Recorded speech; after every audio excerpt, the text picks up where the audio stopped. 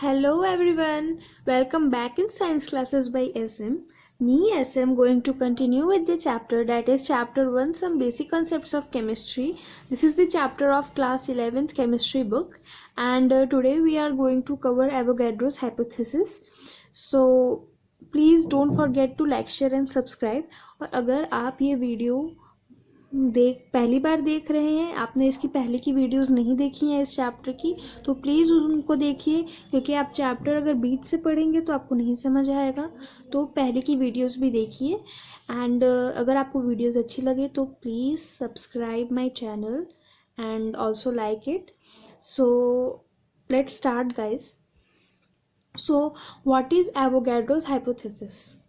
सो Avogadro's hypothesis ये कहता है कि when temperature, pressure and all other physical conditions remains constant या constant मतलब same, then equal volume of all gases contains equal number of molecules। मतलब ये sentence ये कह रहा है कि जब हम टेम्परेचर, प्रेशर और जितनी भी फिज़िकल कंडीशंस हैं, मतलब हम अपनी फिज़िकल इन्वायरमेंट को अगर हम एकदम कांस्टेंट रखें, सेम रखें, तो जो हमारा गैस का वॉल्यूम है, मान लीजिए कोई भी गैस हमने लिया, मान लीजिए हमने नाइट्रोजन गैस लिया, तो जो उस गैस का वॉल्यूम है वो किसके इक्वल होगा? Number of molecules present in that nitrogen gas. मतलब कि मान लीजिए कि हमने नाइट्रोजन गैस लिया और हमने सेम टाइम पे मीथेन गैस लिया, तो उस अगर हमने फिज़िकल कंडीशन सारी सेम रखी तो जो नाइट्रोजन गैस में जितने मॉलिक्यूल्स थे ना, नंबर ऑफ मॉलिक्यूल्स, वो सेम होगा उनका नंबर किसमें? मीथेन गैस में भी। मतलब कि जब हम टेम्परेचर, प्रेशर और जितनी भी फिज़िकल कंडीशंस हैं उनको हम अगर सेम रखेंगे तो जो हमने नाइट्रोजन गैस लिया था और जो हमने मीथेन गैस लिया था, उन दोनों के जो नंबर ऑफ मॉलिक्यूल्स हैं वो सेम होंगे। ठीक है, मैं आपको एक एग्जांपल देती हूँ कि मान लीजिए हमने 100 ml का एक कंटेनर लिया। ठीक है, हमने उस 100 ml वाले कंटेनर में हाइड्रोजन गैस डाला। ठीक है, अब हमने मान लिया कि उस मतलब किसी भी गैस का फिक्स्ड वॉल्यूम तो होता नहीं है ना, हम उसे जिस कंटेनर में डालते हैं वो उसी कंटेनर के वॉल्यूम का हो जाता है। तो अगर हमने 100 ml वाले कंटेनर में हाइड्रोजन गैस डाला तो उसका वॉल्यूम कितना हो गया? हाइड्रोजन गैस का वॉल्यूम कितना हो गया? 100 ml। ठीक है, तो हमने ऐसा लेट किया कि let the number of molecules present in 100 ml of hydrogen gas B X. ठीक है, हमने नंबर ऑफ मॉलिक्यूल्स कितना ले लिया? 100 ml हाइड्रोजन गैस में x। अब हमने सब कुछ सेम रखा, टेम्परेचर, प्रेशर और जितनी भी फिजिकल कंडीशंस थी हमने सब कांस्टेंट रखा, सेम रखा, और हमने एक दूसरा बीकर लिया, मतलब दूसरा कंटेनर लिया और वो भी 100 ml का। ठीक है, अब हमने उस कंटेनर में ऑक्सीजन डाल दिया, ऑक्सीजन गैस। ठीक है, तो जब सारी फिजिकल कंडीशंस सेम हैं और 100 ml दोनों कंटेनर का वॉल्यूम भी सेम है, तो जो 100 ml हाइड्रोजन गैस में जितना मॉलिक्यूल था उतना ही 100 ml ऑक्सीजन गैस में होगा। ठीक है, अगर 100 ml हाइड्रोजन गैस में x मॉलिक्यूल्स थे तो 100 ml ऑक्सीजन गैस में भी कितने मॉलिक्यूल्स होंगे? x। कब? जब हम सारे टेम्परेचर, प्रेशर एंड जितनी भी हमारी फिजिकल क्वांटिटीज़ है सबको हम सेम रखें। ओके, आई होप आपको समझ आया होगा, ये उतना मुश्किल भी नहीं है। मैं आपको कुछ और एग्जांपल्स देती हूँ। मान लीजिए हमारे पास 100 ml मीथेन गैस है। ठीक है, और 100 ml मीथेन गैस में हमने मान लिया y मॉलिक्यूल्स हैं। ठीक है, y मॉलिक्यूल्स प्रेजेंट है किस में?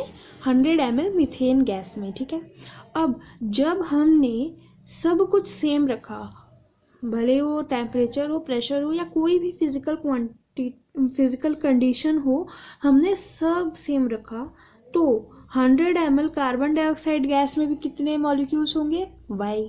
ठीक है, अब हमने 100 ml का हाफ कर दिया, क्या? 50 ml, ठीक है।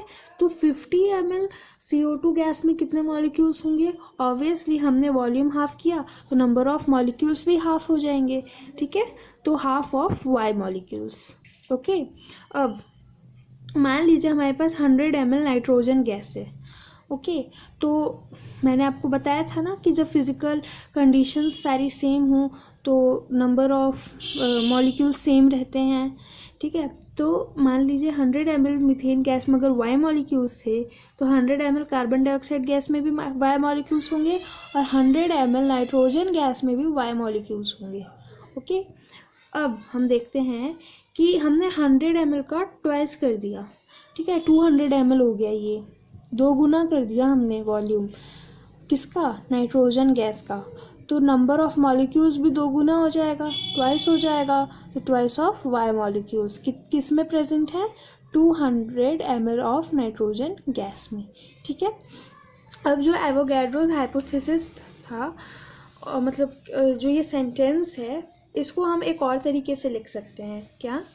इस तरीके से, वॉल्यूम ऑफ एनी गैस, किसी भी गैस का volume is equal to the number of molecules. कब? जब हम सारी फिजिकल कंडीशंस और टेम्परेचर प्रेशर्स सब कुछ कांस्टेंट रखेंगे, तब volume of any gas is equals to the number of molecules, okay. Now moving on the mole concept. मुझे लग रहा है कि आपको एवोगैड्रोस हाइपोथेसिस समझ आ गया होगा, उतना मुश्किल भी नहीं था, ओके। तो ये जो वर्ड है मोल, ठीक है, इस मोल का क्या मतलब है बताती हूँ मैं। अगर किसी ने कहा 1 mole is equals to 6.022 into 10⁻23, इसका मतलब मैं बताती हूँ। मान लीजिए कि हम कह रहे हैं कि हमें 1 दर्जन केले चाहिए, क्या? 1 डजन बनानास। तो उस 1 डजन बनाना में कितने बनानास प्रेजेंट होंगे? 12, ऑब्वियसली। सेम वैसे ही अगर हम कह रहे हैं कि 1 मोल यानी 1 डजन, मतलब एग्जाम्पल देकर मैं आपको समझा रही हूँ, 1 मोल मतलब 1 डजन नहीं होता, मैं जस्ट एग्जाम्पल दे रही हूँ कि जहाँ हमने कहा 1 मोल, तो आप माइंड में अपने रखिए कि हमने कहा था 1 dozen is equals to 12 bananas, 1 dozen bananas is equals to 12 bananas. तो वैसे ही अगर हम 1 मोल कह रहे हैं तो उसमें कितने एटम्स होंगे? 6.022 इंटू 10⁻23 एटम्स, ठीक है। मतलब कि ये एक नंबर है, ठीक है। जैसे 1 डजन बनानास, तो 1 डजन बनानास मतलब 12 bananas.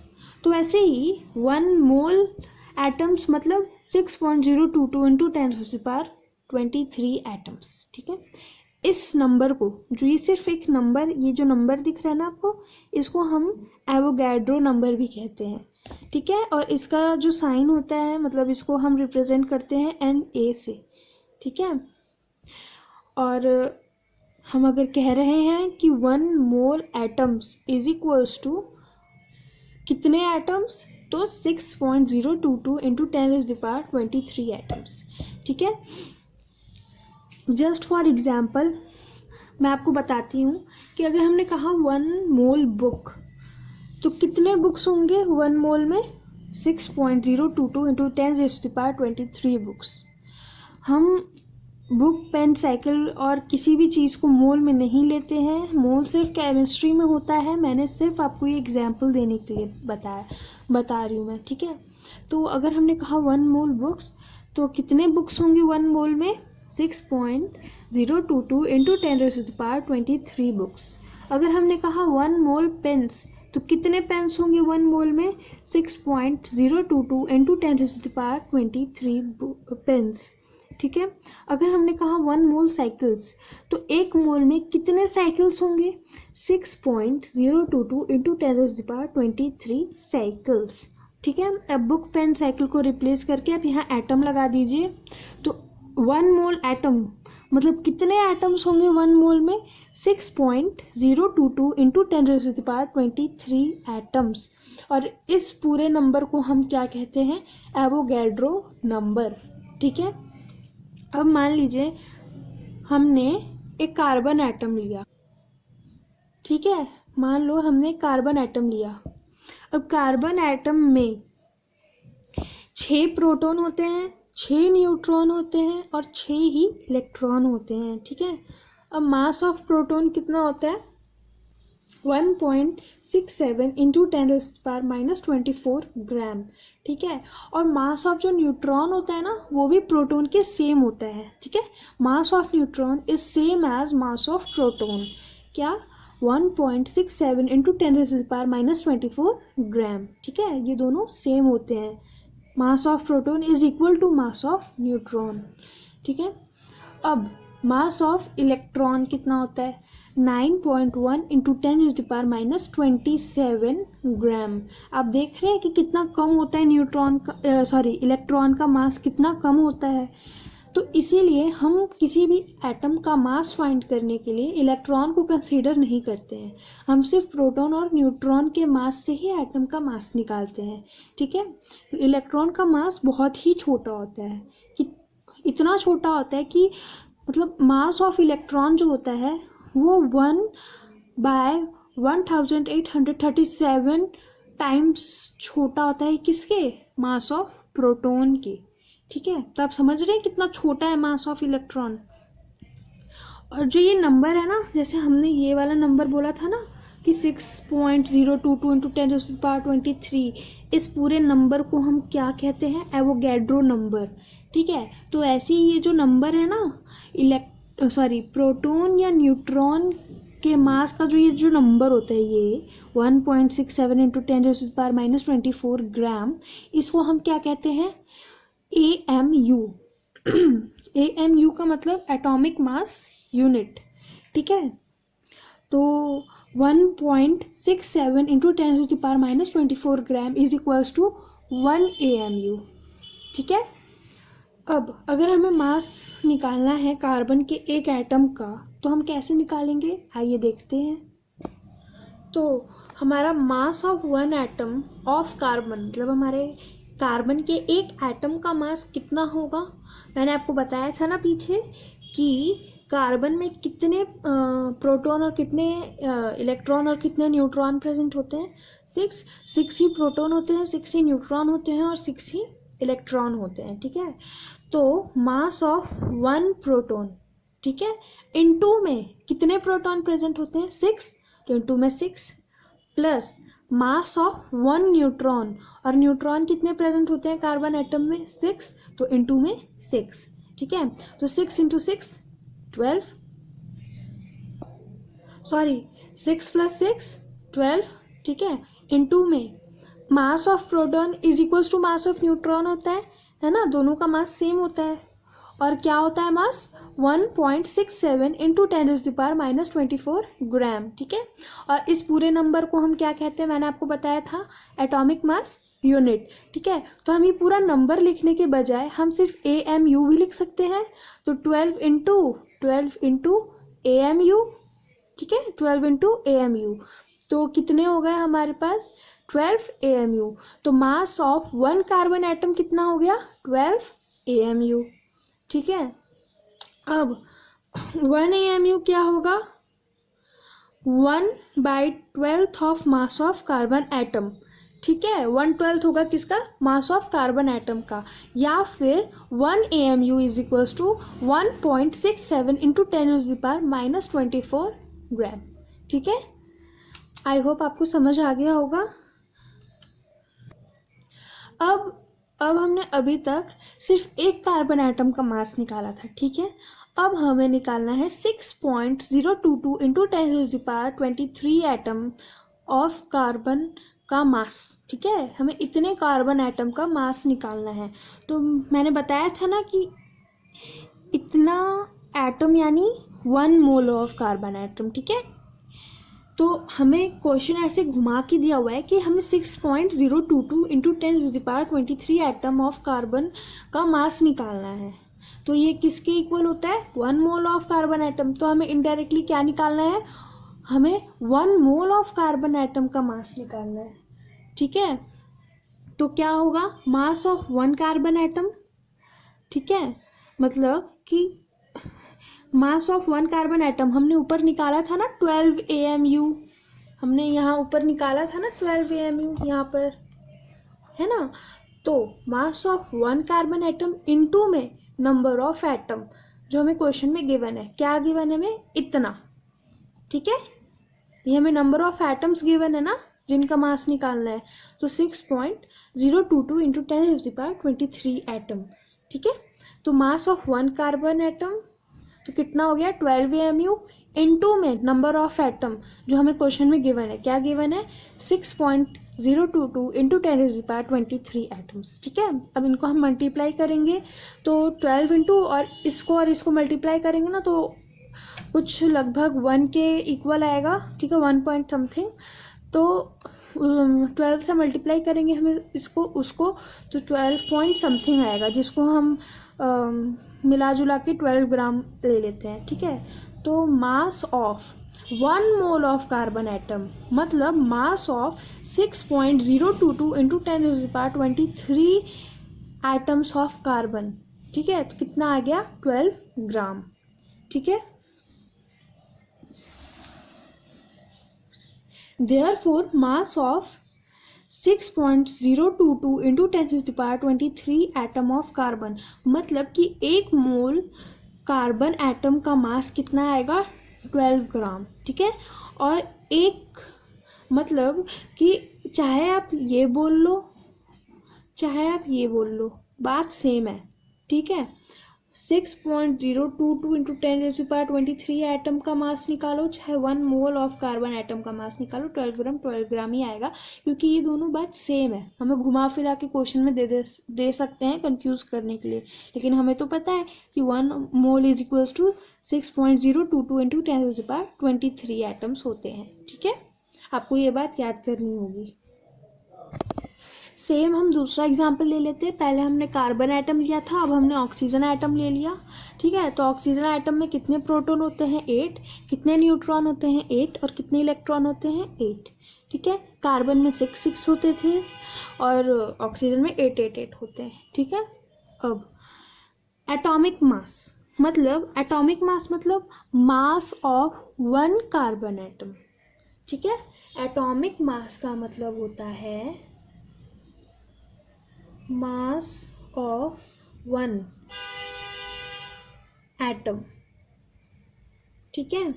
Mass of 1 atom atomic mass का मतलब, तो मास ऑफ 1 एटम कितना, मास ऑफ एक प्रोटॉन का मास इनटू में कितने प्रोटॉन प्रेजेंट होते हैं ऑक्सीजन एटम में 8, तो इनटू में 8 कर देंगे, प्लस मास ऑफ 1 न्यूट्रॉन और कितने न्यूट्रॉन प्रेजेंट होते हैं ऑक्सीजन एटम में 8, तो इनटू में 8 कर देंगे। तो कितना आ जाएगा 8 + 8 16 इनटू में mass of proton is equals to mass of neutron होता है, दोनों सेम होते हैं, ठीक है। और क्या होता है मास ऑफ न्यूट्रॉन या फिर मास ऑफ प्रोटॉन 1.67 इंटू 10⁻⁻24 ग्राम, ठीक है। और इस नंबर को हम AMU भी कहते हैं, ठीक है। तो 16 इंटू AMU लिख सकते हैं हम, इस नंबर की जगह हम AMU लिख सकते हैं, हाँ। तो कितना हो गया हमारा 16 AMU। तो एटॉमिक मास या फिर मास ऑफ 1 एटम ऑफ ऑक्सीजन कितना हुआ 16 AMU, ठीक है। अब हमें 1 मोल ऑफ ऑक्सीजन एटम निकालना है। हमें ऊपर वाले क्वेश्चन में क्या दिया था 6.022 इंटू 10⁻23 एटम ऑफ कार्बन, और हमें यहाँ पे 1 मोल दिया है, लेकिन हमने पढ़ा था कि दोनों का मतलब तो सेम ही होता है। तो ये इनडायरेक्टली क्या कह रहा है, कितने एटम्स हैं 6.022 इंटू 10⁻23 एटम्स, ठीक है। इतने एटम है किस में 1 मोल में, तो 1 मोल ऑक्सीजन एटम में कितने एटम्स प्रेजेंट होते हैं 6.022 इंटू 10⁻23 एटम्स प्रेजेंट होते हैं, ठीक है। तो हमने ऊपर क्या फॉर्मूला पढ़ा था, एटॉमिक मास या फिर मास ऑफ 1 एटम इनटू में क्या, जो हमें नंबर गिवन है एटम्स का क्वेश्चन में, हमने यहाँ पढ़ा था ना mass of 1 carbon atom into में नंबर ऑफ एटम जो हमें क्वेश्चन में गिवन है। तो वैसे ही mass of 1 oxygen atom into में नंबर ऑफ एटम्स जो हमें क्वेश्चन में गिवन है। तो क्या हुआ 16 इंटू, और हमने यहाँ पे AMU लिखा था, AMU लिखो चाहे ये वाला नंबर लिखो, बात सेम ही है ना। तो 16 इंटू 1.67 इंटू 10⁻24 इंटू 6.022 इंटू 10⁻23। ठीक है, तो आप इन दोनों को मल्टीप्लाई करोगे तो कुछ अराउंड 1 के 1 के इक्वल आएगा। और अगर आप 1 को 16 से मल्टीप्लाई करोगे तो 16 ही आएगा, तो 16 ग्राम। अब जैसे हम इस नंबर को एवोगैड्रो नंबर कहते हैं, इस नंबर को AMU कहते हैं, वैसे ये जो हमारा आता है ना आंसर, जब हम 1 मोल का मास फाइंड करते हैं तो उसको हम कहते हैं मोलर मास या फिर ग्राम एटॉमिक मास। ठीक है, ऊपर जो हमारा ये आया था 12 ग्राम, वो भी हमारा मोलर मास या ग्राम एटॉमिक मास था। ठीक है, मतलब जब हम एक मोल का मास फाइंड करते हैं ना तो उसको हम कहते हैं मोलर मास, और नहीं तो ग्राम एटॉमिक मास। ठीक है, तो आपको ये समझ आ गया होगा कि किस तरह हमने एक ऑक्सीजन एटम का या फिर एक मोल ऑक्सीजन एटम का मास फाइंड किया, या एक कार्बन एटम का और एक मोल कार्बन एटम का मास फाइंड किया। ठीक है, आई होप आपको समझ आ गया होगा। अब हम एक और एग्जांपल लेते हैं नाइट्रोजन का। अब हमें एक मॉलिक्यूल, ना ही मोल ना ही एटम, एक मॉलिक्यूल का मास फाइंड आउट करना है। ठीक है, तो नाइट्रोजन के एक एटम में 7 प्रोटॉन और 7 न्यूट्रॉन प्रेजेंट होते हैं। ठीक है, मतलब कि जो नाइट्रोजन का जो एक एटम होता है उसमें 7 प्रोटॉन और 7 न्यूट्रॉन प्रेजेंट होता है। ठीक है, तो दो यहाँ पे मॉलिक्यूल है ना, मतलब नाइट्रोजन 2 हैं, तो 2 में कितने प्रेजेंट होंगे? 14 प्रोटॉन और 14 न्यूट्रॉन। ठीक है, ट्वाइस हो जाएगा दोनों का। तो 2 एटम्स ऑफ नाइट्रोजन प्रेजेंट है किसमें? एक मॉलिक्यूल में। ठीक है, तो उस पूरे एक मॉलिक्यूल में कितने प्रोटॉन और कितने न्यूट्रॉन होंगे? एक में तो 7 प्रोटॉन और 7 न्यूट्रॉन होते हैं, तो 2 में कितने होंगे? 14 प्रोटॉन और 14 न्यूट्रॉन, है ना। 7 इंटू 2 कर देंगे तो 2 इंटू 14। ठीक है, क्योंकि ये देखिए ना आप कि जैसे एक तो 2 एटम है। ठीक है, नाइट्रोजन के कितने एटम है? 2। एक मॉलिक्यूल में कितने एटम है? 2, प्लस हमने यहाँ पे क्या है? 7 और 7, मतलब 7 प्रोटॉन और 7 न्यूट्रॉन, इनको हमने प्लस किया तो क्या आया? 14। तो 14 इंटू मास ऑफ, या मास ऑफ 1 प्रोटॉन या फिर 1 न्यूट्रॉन, तो 1.67 इंटू 10⁻⁻24 ग्राम। ठीक है, इज इक्वल्स टू में कितना आ गया? 24। ठीक है, मतलब 2 इंटू 14 करेंगे तो 28 आ जाएगा। ठीक है, और सॉरी 24 नहीं 28, 2 इंटू 14 करेंगे तो 28 आ जाएगा। और ये इसका वैल्यू तो अराउंड 1 है ना, तो 1 को अगर आप 28 से मल्टीप्लाई करें तो 28 ही आएगा, तो 28 AMU। ठीक है, इस पूरे नंबर को हम मोलर मास भी कहेंगे, सॉरी मॉलिक्यूलर मास, क्योंकि हमने यहाँ पे एक मॉलिक्यूल का मास फाइंड आउट किया है, तो क्या होगा? Molecular mass. मोल का फाइंड आउट करते तो मोलर मास या ग्राम एटॉमिक मास, और अगर एटम का करते तो AMU। ठीक है, अब वहीं हम आ जाते हैं 1 मोल ऑफ नाइट्रोजन मॉलिक्यूल का, मतलब नाइट्रोजन मॉलिक्यूल का मास हमें फाइंड आउट करना है। ठीक है, तो एक मॉलिक्यूल में कितने एटम्स, मतलब क्या मास था एक मॉलिक्यूल का? 28 AMU।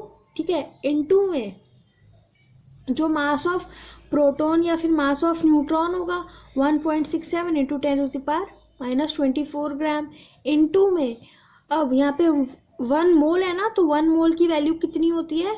6.022 इंटू 10⁻23 होती है 1 मोल की वैल्यू, है ना। तो यहाँ पे वो हो गया। तो अगर आप इसको और इसको मल्टीप्लाई करोगे तो अराउंड 1 कुछ समथिंग आएगा, और आप 1 को 28 से मल्टीप्लाई करोगे तो 28 ही आएगा। तो क्या हो गया हमारा? 28 ग्राम। किसका आया ये मास? 1 मोल ऑफ नाइट्रोजन मॉलिक्यूल। ठीक है, तो और इसको हम क्या कहेंगे? Gram molecular mass. हमने 1 मोल किसका फाइंड आउट किया मास? मॉलिक्यूल का ना, नाइट्रोजन मॉलिक्यूल का। यहाँ ग्राम एटॉमिक नहीं, मॉलिक्यूलर मास होगा। ठीक है, आई होप आपको समझ आ गया होगा।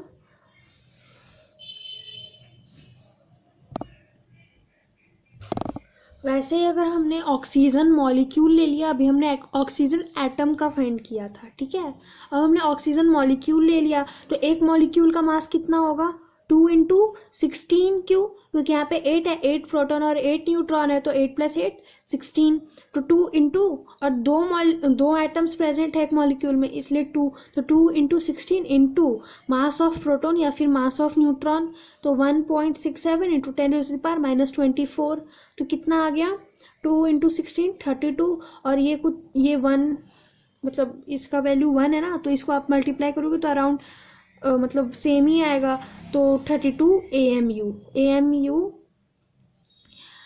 और अब हम चलते हैं 1 मोल ऑफ ऑक्सीजन मॉलिक्यूल्स पर। तो हमें यहाँ पे ऑक्सीजन मॉलिक्यूल मतलब 1 मोल किसका, ऑक्सीजन मॉलिक्यूल का फाइंड आउट करना है, ऑक्सीजन एटम का नहीं, मॉलिक्यूल का, ठीक है। तो सेम वही लॉजिक लगेगा, ये ऊपर वाला, मतलब पहले हमारा AMU क्या आया, 32 इंटू में मास ऑफ प्रोटॉन या फिर मास ऑफ न्यूट्रॉन, तो 1.67 इंटू 10⁻⁻24, और इंटू में 1 मोल की वैल्यू क्या होती है, 6.022 इंटू 10⁻23, तो हमारा कितना आ जाएगा, मल्टीप्लाई करके प्लस करके 32 ग्राम, ठीक है। तो इसको हम कहेंगे ग्राम मॉलिक्यूलर मास, क्योंकि हमने 1 मोल मॉलिक्यूल का मास फाइंड आउट किया है, एटम का नहीं, इसलिए ग्राम एटॉमिक मास नहीं, ग्राम मॉलिक्यूलर मास, ठीक है। अब हम कुछ एक क्वेश्चन सॉल्व कर लेते हैं तो आपको और क्लियर हो जाएगा। तो let's find molar mass of, हमें यहाँ पे 8 मॉलिक्यूल्स या एटम्स दिए हैं, हमें उसका मोलर मास फाइंड आउट करना है, ठीक है। एटॉमिक मास पहले आप देख लीजिए, नाइट्रोजन का होता है 14, सल्फर का होता है 32, ऑक्सीजन का होता है 16, हाइड्रोजन का होता है 1 और फॉस्फोरस का होता है 31। क्या चीज़, एटॉमिक मास, मतलब mass of 1 molecule, mass of 1 atom of nitrogen, sulphur, oxygen, hydrogen और फॉस्फोरस, ठीक है। अब आते हैं मोलर मास फाइंड आउट करने का मतलब 1 मोल का मास फाइंड आउट करना, ठीक है। चलिए 1 मोल नाइट्रोजन में कितने, मतलब 1 मोल नाइट्रोजन का क्या मास होगा, 14 ग्राम। आपने एक चीज़ नोटिस किया कि जो हमारा एटॉमिक मास है और जो हमारा मोलर मास है, ठीक है, वो सेम ही आ रहा है, बस यूनिट बदल जाता है, कहीं पे AMU हो जाता है और कहीं पे ग्राम हो जाता है ना। मतलब अगर हम एटॉमिक मास फाइंड आउट कर रहे हैं तो वहाँ AMU हो जाएगा, और अगर हम मोलर मास फाइंड आउट कर रहे हैं तो वहाँ ग्राम हो जाएगा, है ना। ये चीज़ आप याद रखिएगा। वही अगर हम मॉलिक्यूल का मास फाइंड आउट कर रहे हैं तो वहाँ AMU होगा, और अगर हम 1 मोल मॉलिक्यूल का मास फाइंड आउट कर रहे हैं तो वहाँ ग्राम मॉलिक्यूलर मास, यानी वहाँ पे भी G होगा। ये बात आप ध्यान रखिएगा। तो नाइट्रोजन के एटॉमिक मास क्या था, मतलब एक एटम का मास क्या था, 14, तो यहाँ 14 AMU होगा और यहाँ पर 14 ग्राम हो जाएगा, ठीक है। अब हमें मॉलिक्यूल, नाइट्रोजन मॉलिक्यूल का मास फाइंड आउट करना है, तो कितने एटम है, 2, तो 14 इंटू 2, ठीक है, 14 इंटू हम 2 कर देंगे तो 28 ग्राम हो जाएगा। वहीं हम फॉस्फोरस के पास चलते हैं, तो फॉस्फोरस का एटॉमिक मास था 31, तो यहाँ 31 ग्राम हो जाएगा, 31 AMU था तो 31 ग्राम हो जाएगा। फिर हाइड्रोजन मॉलिक्यूल के पास चलते हैं, हाइड्रोजन का एटॉमिक मास कितना होता है, 1 AMU, तो मॉलिक्यूलर मास क्या होगा, 2 ग्राम। अब हम चलते हैं ऑक्सीजन के पास, तो ऑक्सीजन का हमारा एटॉमिक मास होता है 16, ठीक है, और अगर हम इसका मोल में फाइंड आउट करेंगे तो 16 ग्राम हो जाएगा। अब हम चलते हैं ऑक्सीजन मॉलिक्यूल के पास, ठीक है, तो 16 इंटू 2 कर देंगे क्योंकि यहाँ पे 2 एटम्स हैं, तो 32 ग्राम हो जाएगा। सल्फर के पास चलते हैं, तो एटॉमिक मास इसका क्या होता है, 32, तो यहाँ पे 32 ग्राम हो जाएगा। अगर मतलब सल्फर मॉलिक्यूल के पास चलते हैं जिसके पास 8 सल्फर है, 8 सल्फर एटम्स है, तो 32 जो हमारा एटॉमिक मास था सल्फर का इंटू में 8 कर देंगे तो हमारा आंसर आ जाएगा। तो आई होप आपको समझ आ गया होगा। एक बात याद रखिएगा कि एटॉमिक मास फाइंड आउट करते हैं तो उसमें AMU लगता है, और 1 मोल का मास फाइंड आउट करते हैं तो उसमें ग्राम लगता है। ठीक है, moving to the next question. Question 2, find number of moles of oxygen molecules in 64 gram of oxygen gas. Okay, हमें number of moles find out करने हैं। तो नंबर ऑफ मोल्स का फॉर्मूला होता है मास गिवन, जो हमें मास गिवन है, क्या गिवन है हमें 64 ग्राम। ठीक है, इनटू में मोलर मास, हमें मोलर मास फाइंड आउट करना है।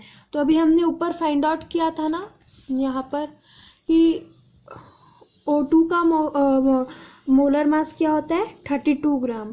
तो यहाँ पे 32 ग्राम हो गया, हमें पता था। ठीक है, हमें तो मोलर मास पता था, तो 32 ग्राम। अगर आप भूल जाएं तो आप वहाँ एग्जाम में निकाल कर भी देख सकते हैं। तो 32 ग्राम, और हमें जो मास क्वेश्चन में गिवन था वो 64, तो 64 ग्राम अपॉन में 32 ग्राम हम डिवाइड करेंगे इनको, तो आ जाएगा 2 मोल्स। तो कितने मोल्स प्रेजेंट हैं 2 मोल्स। ठीक है, moving to the third question, find the number of atoms of carbon present in 24 gram of carbon। ठीक है, हमें number of atoms find out करने हैं। ठीक है, तो हम पहले number of moles find out करेंगे। तो नंबर ऑफ मोल्स का क्या फॉर्मूला था, मास गिवन, क्या मास गिवन है हमें 24 ग्राम अपॉन में मोलर मास। ठीक है, तो हमने फाइंड आउट किया था ना मोलर मास। तो हमारा एटॉमिक मास क्या होता है कार्बन का 12। ठीक है, और वहीं जब हम मोलर मास फाइंड आउट करते हैं तो 12 AMU की जगह 12 ग्राम लगा देते हैं। ठीक है, तो 24 ग्राम अपॉन में 12 gram is equals to 2 moles. तो कितने मोल्स प्रेजेंट थे 2 मोल्स। ठीक है, अब 1 mole is equals to 6.022 into 10⁻23 atoms. ठीक है, एक मोल में इतने एटम्स होते हैं, तो 2 मोल्स में कितने होंगे, तो आप 2 से मल्टीप्लाई कर दीजिएगा एवोगैड्रो नंबर को, तो हमारा आ जाएगा नंबर ऑफ एटम्स। ठीक है, moving to the next question, question 4। ये क्वेश्चन थोड़ा लेंदी है, लेकिन आपको इसमें सब आपका कॉन्सेप्ट क्लियर हो जाएगा। ठीक है, find in 98 gram of H2SO4। ठीक है, हमें 98 ग्राम H2SO4 में क्या क्या फाइंड आउट करना है, moles of H2SO4 molecules, moles of sulphur atom, number of sulphur atoms, moles of hydrogen atoms, gram atom of hydrogen, mass of sulphur atom, moles of oxygen atoms. ठीक है, पहले तो हमें जो ये मॉलिक्यूल गिवन है ना, इसका हमें मोलर मास निकालना होगा। तो हम इसका मोलर मास निकालेंगे तो 98 आएगा। ठीक है, इसका मोलर मास हमने कैलकुलेट किया तो 98 आया। अब हमें एटॉमिक मास तो पता है, हाइड्रोजन का, सल्फर का और ऑक्सीजन का। हाइड्रोजन का होता है 1, सल्फर का होता है 32, ऑक्सीजन का होता है 16। ठीक है, अब हमने अपना आधा काम कर लिया, इसका मोलर मास फाइंड आउट करके और एटॉमिक मास याद करके। ठीक है, अब हम क्वेश्चन सॉल्व करते हैं। फर्स्ट पार्ट क्या था, मोल्स ऑफ H2SO4 मॉलिक्यूल्स। तो हमारा फर्स्ट क्वेश्चन क्या है, मोल्स ऑफ H2SO4 मॉलिक्यूल्स, मतलब हमें इस मॉलिक्यूल का मोल निकालना है। ठीक है, तो हम कैसे निकालते हैं, मास गिवन, हमें क्या गिवन मास है 98, और हमने मोलर मास निकाल ही रखा था वो भी 98। तो 98 अपॉन 98 इज इक्वल्स टू 1 मोल। तो हमारा मोल कितना आ गया H2SO4 मॉलिक्यूल का 1 मोल। ठीक है, अब हमें क्या निकालना है, फर्स्ट क्वेश्चन हो गया हमारा। अब हम आते हैं सेकंड पर। सेकंड क्या हमारा, मॉलिक्यूल्स ऑफ सल्फर एटम। अब जो सल्फर एटम है हमारा, उसका हमें मोल्स निकालना है। तो इस पूरे मॉलिक्यूल का क्या मोल था 1, और सल्फर एटम कितने प्रेजेंट है इस मॉलिक्यूल में 1। तो हमारा सल्फर एटम का मोल कितना आ जाएगा 1। ठीक है, 1 मोल ऑफ सल्फर एटम।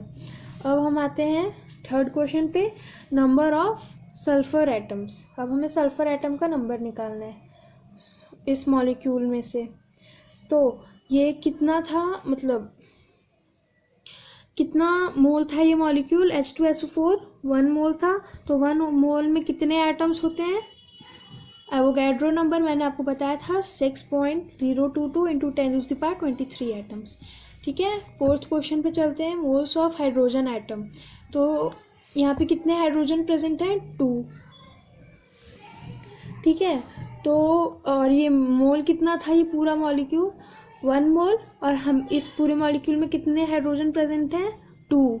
तो 2 मोल्स ऑफ हाइड्रोजन एटम। ठीक है, अब हम फिफ्थ क्वेश्चन पे चलते हैं।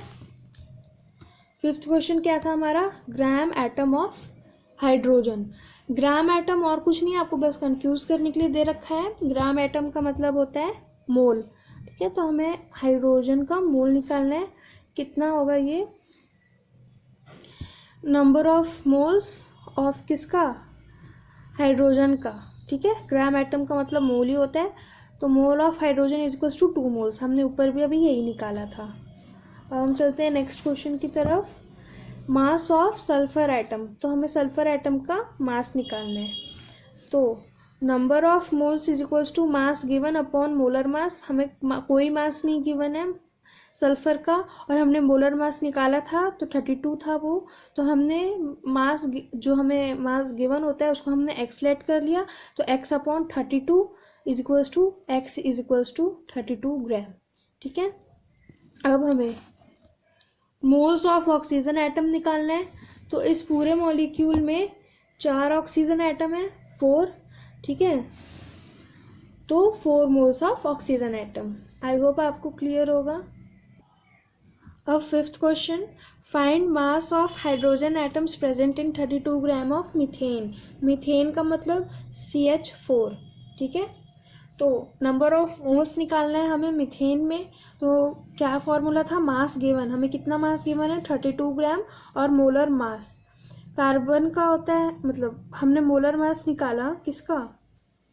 मीथेन का, जो 16 ग्राम आया, और फिर इनको हमने डिवाइड किया तो 2 मोल्स आ गए। ठीक है, अब 1 मोल ऑफ मीथेन में 1 mole of methane is equals to 4 moles of hydrogen atom.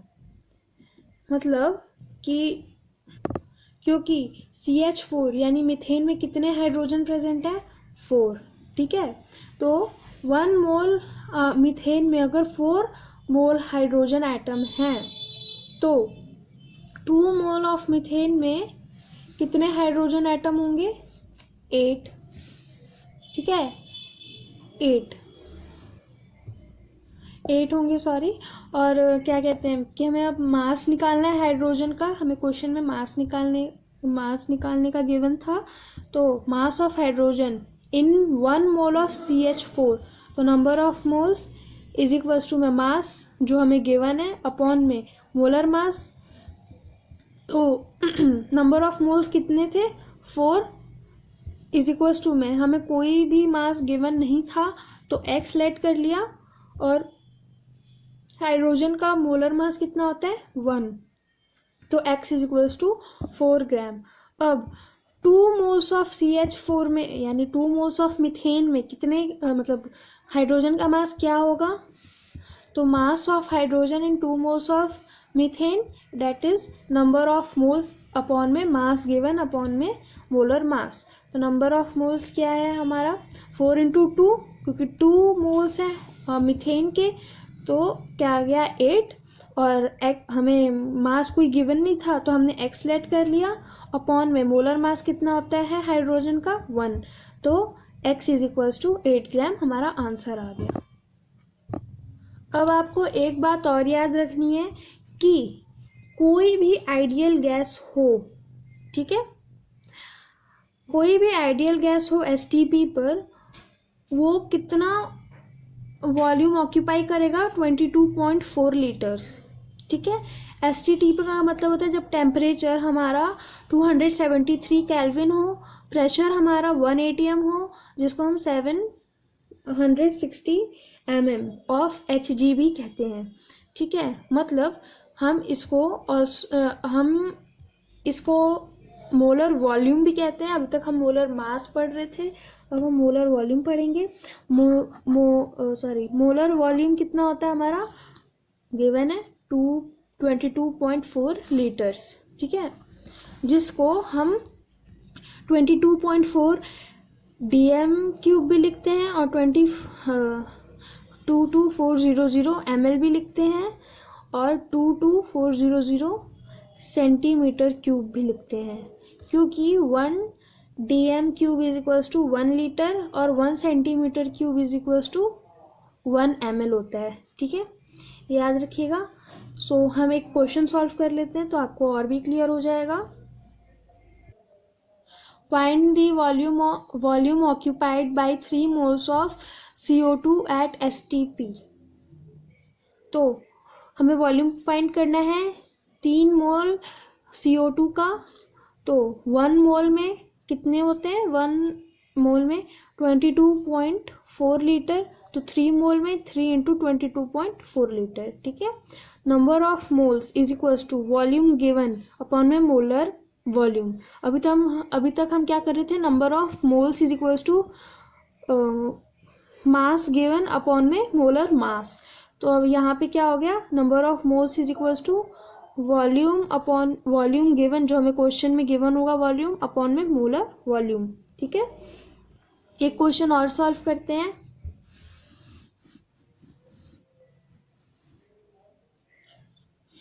Find the number of moles of O3 gas present in 5.6 dm cube of ozone gas at STP। Okay, तो number of moles is equals to volume upon molar volume. तो volume क्या है हमारा, given है ना हमें volume question में 5.6 dm cube. हम इसको लीटर भी लिख सकते थे, हम इसको सेंटीमीटर क्यूब भी लिख सकते थे, लेकिन उसके लिए हमें इसको लिखना होता 22400 ml या फिर 22400 सेंटीमीटर क्यूब। ठीक है, तो 5.6 अपॉन में 22.4 मोलर मास, मोलर वॉल्यूम हमारा क्या होता है 22.4 इज इक्वल्स टू में 0.22 moles of ozone layer. Answer आ गया हमारा। ठीक है, कितना मोल्स प्रेजेंट है, 0.22 मोल्स किसका, ओजोन मॉलिक्यूल्स का।